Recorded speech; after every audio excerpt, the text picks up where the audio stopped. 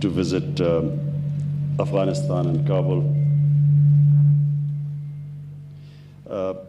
But it never happened. So I'm pleased that you invited me and I had an opportunity to visit this historic city. I know all about the history of Afghanistan, and I noticed that you know a lot about the history of Pakistan and what is India. So we are both students of history, and therefore Kabul is one of those cities which are of immense interest to us and Afghanistan.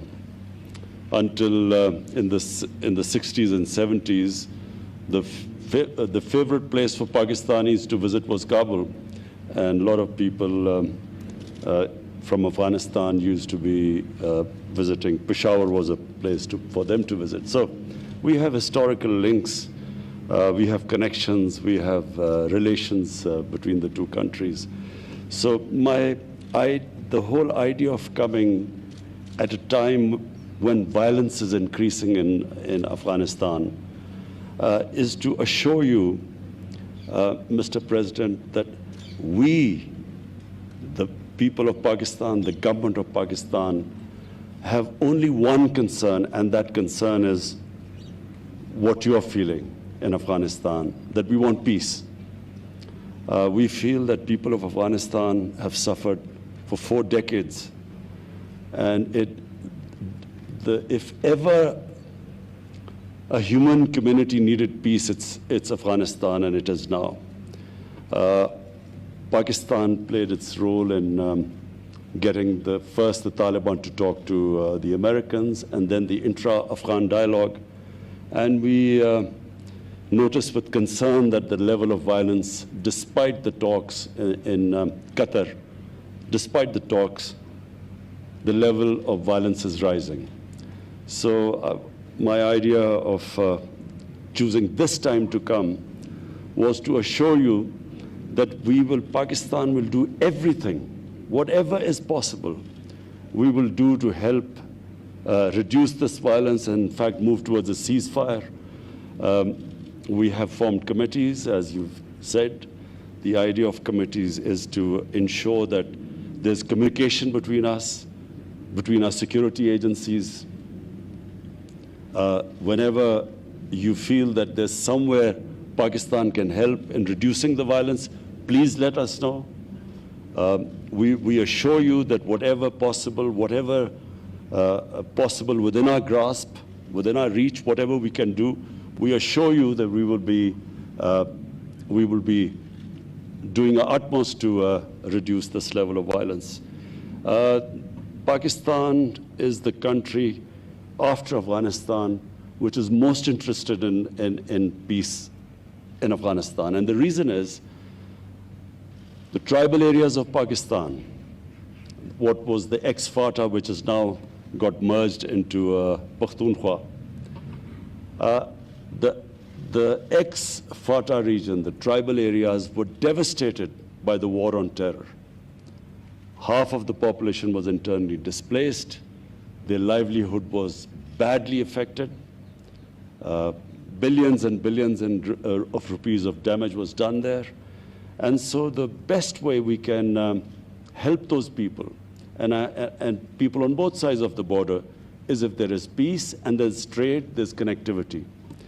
So Commerce Minister had very fruitful talks in the past 3 days. We hope that this trade and connectivity will increase between the two countries. And for that, it is imperative that the level of violence goes down.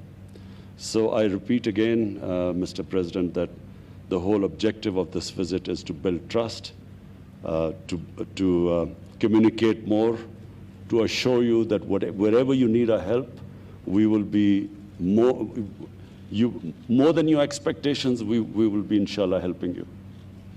Afghanistan ta khiraglast Khuday murawalla etasir atak nan په هغه حالت کې چې تاوتریخوالی په شدت کې ده یو ډیر مهم او ارزښتمند پیام د افغانستان ټول ولس ته ده.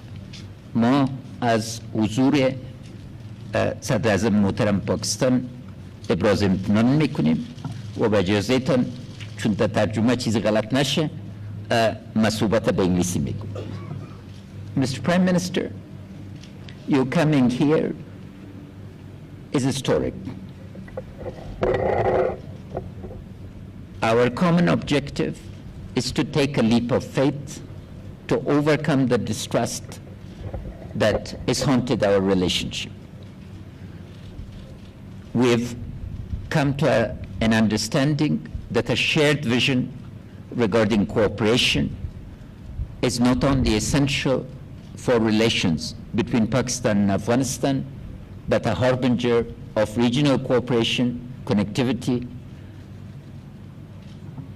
Our focus, our common focus, and what inspires us both is poverty eradication, empowerment of citizens of our countries within the frameworks of our Islamic constitutions, the Islamic Republic of Pakistan, the Islamic Republic of Afghanistan.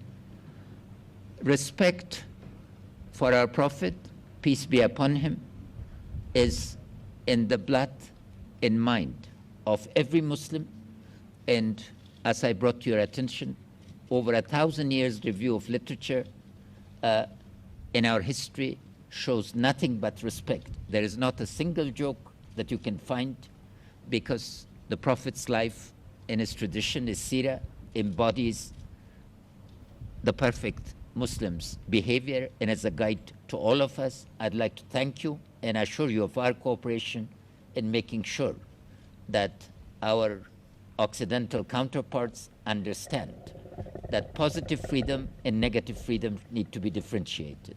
Negative freedom is a freedom, the exercise of which hurts other people. And the place of our Prophet in our Islamic belief, culture, and civilization is such that respect for the Prophet is respect for the entire Muslim world. Mr. Prime Minister, you come with a series of very important messages that you yourself will articulate, but fundamental to this is that violence is not an answer. A comprehensive political settlement for an enduring peace within the framework of our values, our constitution, and the Islamic Republic is the way to the future. Within this, we can move forward, and a comprehensive, at the request of the Afghan people, is for a comprehensive ceasefire as soon as that would be feasible.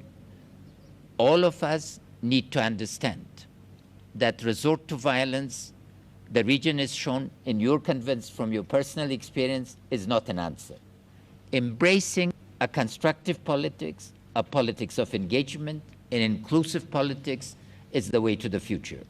Practically, we've agreed to form committees to deal with key topics to make sure that the foundation for trust that is